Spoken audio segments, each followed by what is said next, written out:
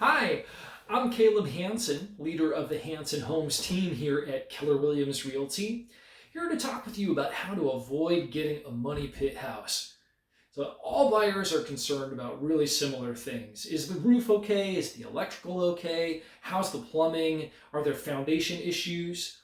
All of those questions get answered as a part of your investigations and inspections. Once you reach agreement with a seller, your investigation and inspection period begins, and the standard contract includes an investigation contingency that allows you to check out anything that's important to you and cancel the purchase if you find an insurmountable problem.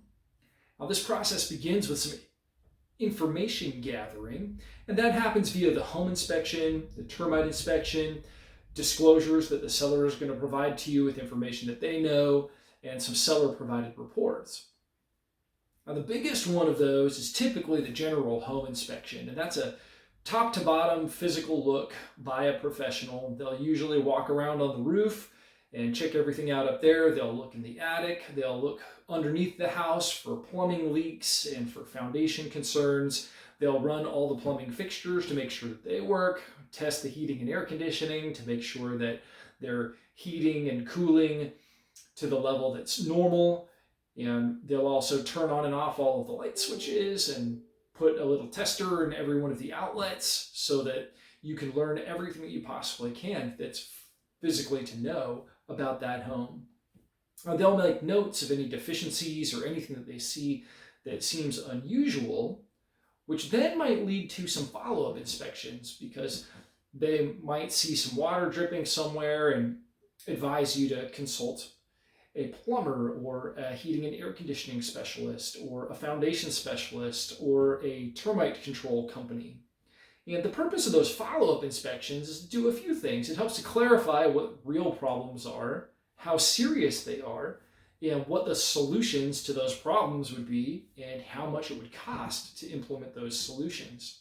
Now, once we have all of that information, we're in position to be able to make a proposal to the seller about what would need to be done in order to make you comfortable with proceeding with the purchase.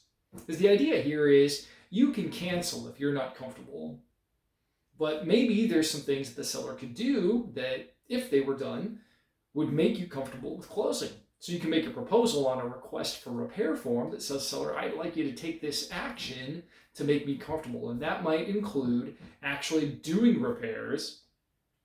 It might include reducing the purchase price, or it might include giving you some credit towards your closing costs so that you have more cash on hand after closing to take care of those repairs yourselves. Now, depending on your situation, one of those options might be better than the others, but you can pick one of them or you can combine them together. The whole point is that you can propose whatever will make you comfortable, and then the seller can respond. So the seller could always say, hey, sorry, buy it the way it is or go find another house.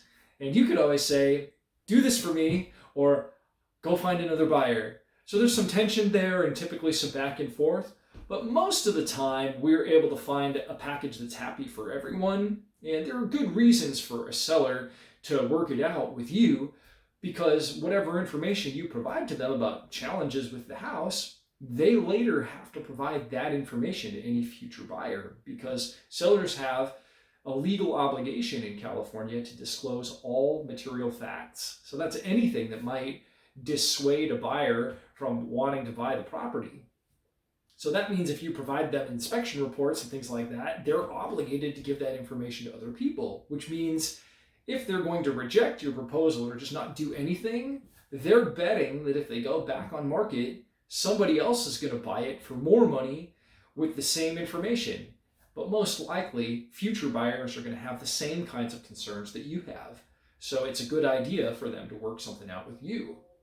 Well, assuming that those negotiations go well and we're able to find a happy middle ground for seller taking responsibility for things and you taking responsibility for things, then you can sign a contingency removal form then, knowing that you're comfortable with the condition that it's going to be in when it's closing, and the seller can be comfortable knowing that you're now committed in light of your investigations, because you're basically saying, as long as you do these things for me, then I'm 100% ready to go as regards the condition of the property. Now, if you have any questions about this or about anything else real estate related, feel free to reach out. My cell phone number is 909-576-0695, and I look forward to connecting soon.